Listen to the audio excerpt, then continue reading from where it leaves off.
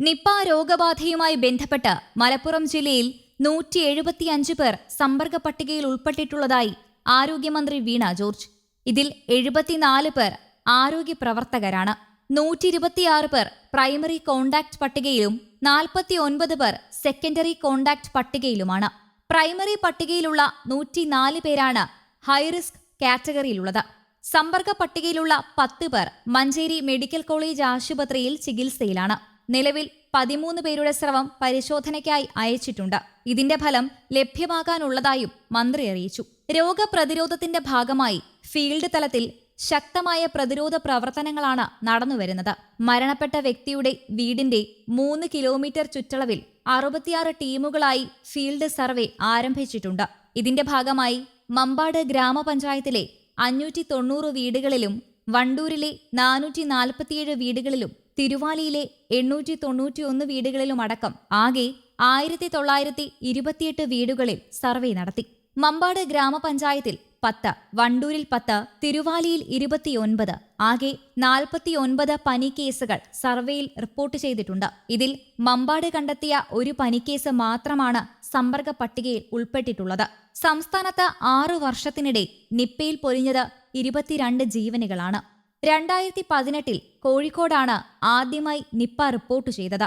മെയ്യിലുണ്ടായ Nipah തരംഗത്തിൽ 23 പേർക്ക് രോഗബാധയുണ്ടായി. പേരാമ്പ്ര താലൂക്ക് ആശുപത്രിയിലെ നഴ്സ് ലിനി ഉൾപ്പെടെ 17 പേർ മരിച്ചു. പിന്നീട് 2021 ഒരാളും 2023 24 2 പേർ വീതവും മരിച്ചു. സെപ്റ്റംബർ 9 തിരുവാലി നടുവത്ത് സ്വദേശിയായ 24-കാരനാണ് ഒടുവിലെ ഇര.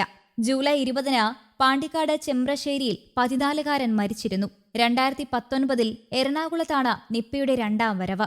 23-കാരനായ വിദ്യാർത്ഥിക്ക് നിപ്പ ബാധിച്ചെങ്കിലും ജീവൻ രക്ഷിക്കാനായി. രോഗബാധ ഒരാളിൽ ഒതുങ്ങി.